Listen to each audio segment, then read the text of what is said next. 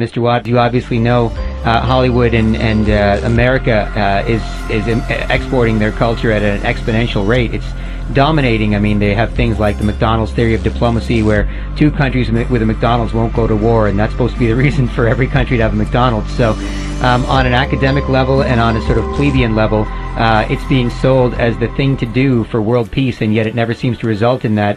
How controlled is it in Hollywood? I mean, are all the actors we see on TV, all the models being promoted in our newspapers, are they in some way affiliated with these groups that are planning our socialization? Some of them understand it. Susan Sarandon, for instance, she came out at the same time, the same awards ceremony that others came out and spoke out against the war with Iraq. And she did use the proper term that I haven't heard outside the old Soviet Union. She said, we being part of the culture creation industry, because we are the culture creators, she said. That's how she started her little talk off.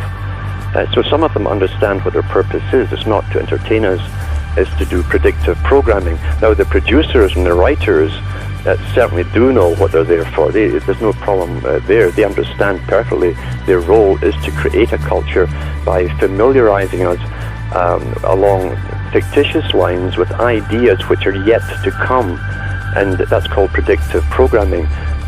It was started off in Tavistock Institute in London, England, and they found that they could actually put ideas in plays and in movies on science fiction ideas, and when the real thing came along in your life, because you were vaguely familiar with the idea, you accepted it much more easily. You didn't question it.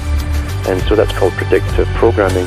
And you'll find almost every movie that you watch, it'll catch you up with the usual hero and the heroine thing, the bad guys, the good guys, but there's always a twist in there to do with science or a new type of technology which we must all comply with, or a future society with totalitarian ID cards everywhere, or even implanted chips. This is called predictive programming. So the public eventually go along with this step by step and think it's inevitable, that it's somehow normal. Yeah, I suppose we remember certain things that we saw in the movies. I recently saw Resident Evil Extinction, where the British, German, and American elite were hiding in underground bunkers miles under the surface of the earth after having killed most of the population, turned a bunch of the rest into zombies, and leaving a few stragglers to hunt for supplies up there. And they were just trying to figure out how to get back up. I mean, do you see this as a possible future with the sort of advances in bioweapons and nuclear technology?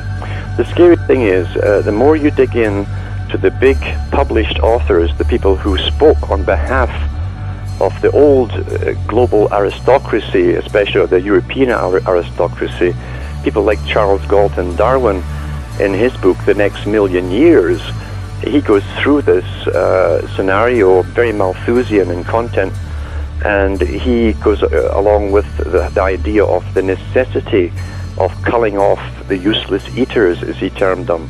He and Bertrand Russell both belonged to the Royal Institute of International Affairs, and they both called them the useless eaters, those who didn't produce and consume in the society, which have no place in the society.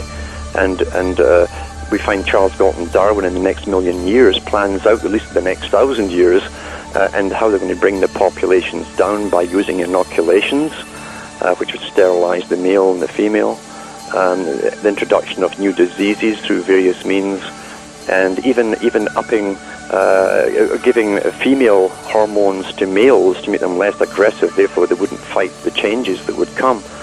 And you find today that the xenoestrogen levels in males and females is skyrocketing, mainly because of the introduction of plastic bottles. They made it very trendy for you to drink water out of plastic bottles, and they give off xenoestrogen. They knew this back in the 1950s, that this would happen.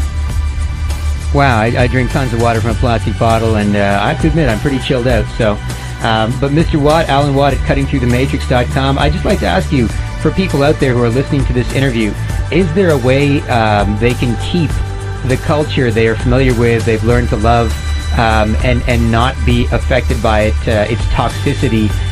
Is there a way, perhaps if they listen to your podcast on the way to work and they kind of get the big picture, then maybe they can look at some of these things from a fresh eye and keep certain ideas and throw out the rest because they know they lead to global government and the enslavement of humanity. So I'd just like to ask if you can see sort of a middle ground where people can keep the culture they've learned to love.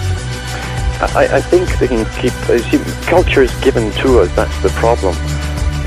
In every age we get a culture given or updated for the present time or for the industry or for whatever it happens to be.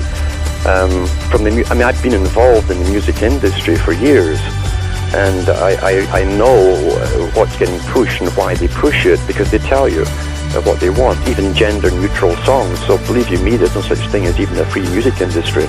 The writers know exactly what they're supposed to write about and not write about. So you have to really sort out what is real within your culture. And what I tell people is basically this is a war of really the mass man led by the global elite against the individual. If we can regain our individuality and accept the tolerance, you've got to have to be very tolerant to be an individual. People should be able to agree to disagree without any bad feelings. That's what being an individual really is. And the elite don't want individuality because you're unpredictable. And for a totalitarian, efficient system, everybody in it must be predictable. That's why the incredible surveillance we're having today and the data collection on every single person. They want to know all about each one of you and how predictable you must be. They do not like individuality at all.